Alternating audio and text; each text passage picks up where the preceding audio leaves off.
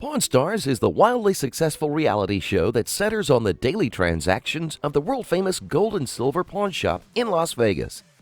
And like any pawnbrokers, Rick, the old man, Corey, and Chumley have the difficult task of haggling with sellers.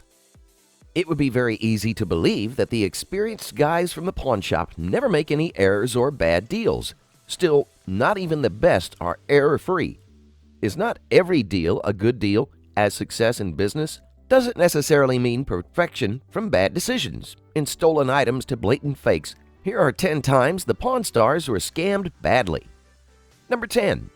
In an episode named Chum's Risky Business from season 15, a woman comes in the pawn shop with boxes and boxes of old comic books.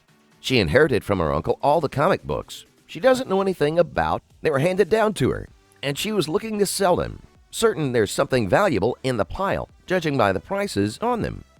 Chumley concluded they date from the 70s or 80s, the period also known as the Bronze Age of comics. Without asking for a second opinion, Chumley started haggling. The woman's initial asking price was $2,000. But Chumley immediately lowered it, taking into account the time needed to go through all of them and find the diamond in the rough. He offered her $50 per box, which summed up to $350.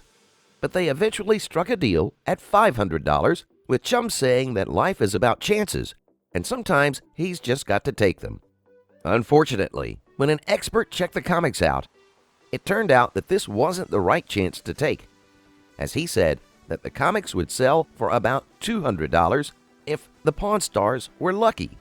You spend $500 on some comic books. I'll be lucky to get like $180 out of and 7 boxes of the recycled paper. Number 9.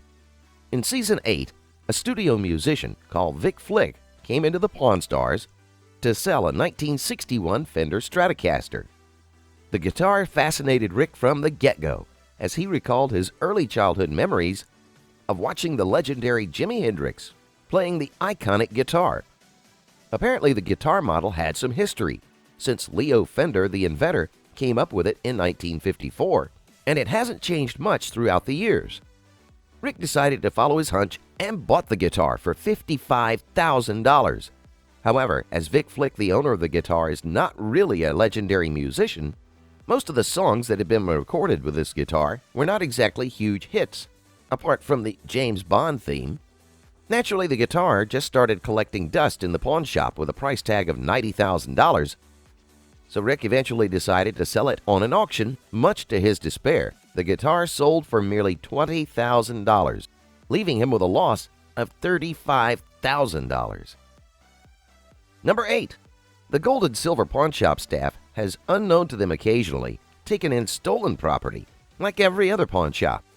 In season 7, an episode called Shekel and Hide, Rag bought a 2,000-year-old Tyrian shekel, a coin most historians believe was the mode of currency, using the infamous transaction of the 30 pieces paid to Judas to betray Christ. It's a shekel of Tyre, like from the Bible. Yeah. We only buy American coins. Myth detective later came to the shop and informed them that the coin had been stolen, not by the seller, who was featured in the episode, but by a previous owner of the coin nevertheless. The Harrisons were allowed to keep it as the original owner had been compensated by his insurance policy. But while they get lucky there, it turned out that Rick had paid way too much for the coin. Despite its rarity, a well-preserved shekel of Tyre would usually be only worth about $1,200. And because it had been cleaned, this one had lost a lot of value, so most of the $1,600 that Rick had paid for the coin are probably lost forever. Number 7. In the season 6 episode, Say It Ain't So, Rick made another ill-fated gamble without consulting his trustworthy experts, shelling out $13,000 on a book he believed might contain the authentic signature of baseball great Shoeless Joe Jackson. Rick couldn't have been more excited during the appraisal, saying this is absolutely incredible, and speculating that it might be the rarest sports signature, period, because Jackson was illiterate. But despite the seller's questionable certificate of authenticity and Rick's own reservations, as he admitted, of all the sports signatures in the world, this is the one most faked. He bought it anyway. After hearing from Rebecca, his book expert, that the signature was likely a fake, Rick then sent it out to another authenticator who reiterated the bad news. Not only was it a forgery, it was a laughably bad one. Number 6. In a 2012 episode called Free Willy, Corey made the blunder of forking over $31,000 for what he believed was a game-worn Willie Mays San Francisco Giants uniform from 1961. In an in-depth tracking of what happened to the uniform post-Pawn Stars, the blog Hall of Shame discovered that not only did they fail to retail it at a ridiculous asking price of $80,000, but they only ended up getting $19,200 for it at auction around 2 years later. And it gets worse. After reaching out to Dave Grobe, the senior uniform authenticator at Mears, Hall of Shame reported that the uniform was never worn in a game by Mays because it never even belonged to Mays.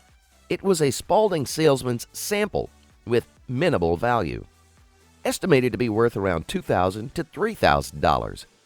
Of course, that technically means Corey didn't get as ripped off as he could have. Still, he unloaded it for just shy of $20,000. But we seriously doubt he's happy with how that deal went down.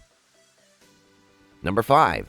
In a 5th season episode called Corey's Big Play, Rick made the unusual mistake of buying something he was unsure of before he had it authenticated. He dropped $450 on what he believed to be a 19th century Wells Fargo strongbox, only to have his hopes of a profit shot down by expert and show regular Mark the Beard of Knowledge Hall Patton, who called the box a complete fantasy piece. Hall Patton twisted the knife a little more, saying it is one of the most faked items out there. Number 4. In one of the episodes from Season 4, he was minding the shop all alone when a man walked into the shop carrying a vintage Gibson mandolin he picked up at a yard sale. He was hoping to make some money. With Rick and Corey out of reach, it was up to Champ to appraise the item, encouraged by Reg drooling over another mandolin they had in the shop earlier. He decides to go above his purchase limit of $1,000 and seals a deal of $1,500. Even though the mandolin had the decals on the edges and the stamp of the modern script, Gibson logo was visible through one of the F-holes. It turned out that it was one of the thousands of fakes that can be found across the U.S. Unfortunately for Chumley, who was worried about impressing Rick, he lost $1,400, since a friends and music shop owner later estimated the mandolin to be worth just $100. Number 3. In the 2nd season episode titled Helmet Head, a customer came in bringing a 1964 Austin Healey Sprite, a small British sports car designed to fit in bike sheds, which originally cost about $1,800. According to the owner, the car was generally in a very good condition and just needed some minor tuning up, even though the car wouldn't start when Rick wanted to take it for a spin. He decided to make an offer since Austin Healey's are popular collector's items in the U.S.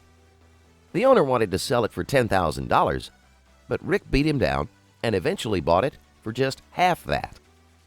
But when Rick took the car to his friend looking for a simple fix, in order to resell it, he got bad news that it would cost him about $6,000 to fix the car. Number 2. The business instinct definitely runs in the family, but some things you have to learn the hard way, or at least Corey did. He basically grew up in the pawn shop, as he was only 9 years old when he began working and polishing knobs when he started working the night shift all by himself. 9 years later, he picked up some things from his dad, but he wasn't really that experienced and simply didn't know what to expect. Apparently, the word about a novice working at the shop got out, and Corey ended up buying not 1, but 6 fake Rolex watches in just 1 week.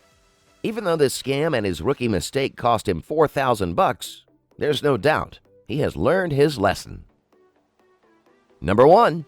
Some of the biggest scams that the older of the two pawn shop owners has suffered occurred back in the late 1970s and early 1980s when the so-called cubic zirconias, or CZs, first appeared in the market. These clean-cut synthetic diamonds fooled innumerable pawn shops all across America, as they would appear to be 100% real whenever tested. The old man's shop suffered the loss of around $30,000 due to the fake diamonds, but he has learned his lesson. Nobody knew about them, and they tested his diamonds. Everybody in the industry bought a bunch of them, he said. Corey eventually did a DIY about CZs and how to detect the fake diamonds, in what he said that the zirconia is usually appeared to be too perfect, as there are very few perfect diamonds out there. If he can find even the slightest hint of a scratch, they are most probably fake. Thank you very much for watching, and don't forget to leave a thumbs up if you're a fan of Pawn Stars, and subscribe to always stay on top of our daily uploads. Thanks again for watching, and we'll see you next time.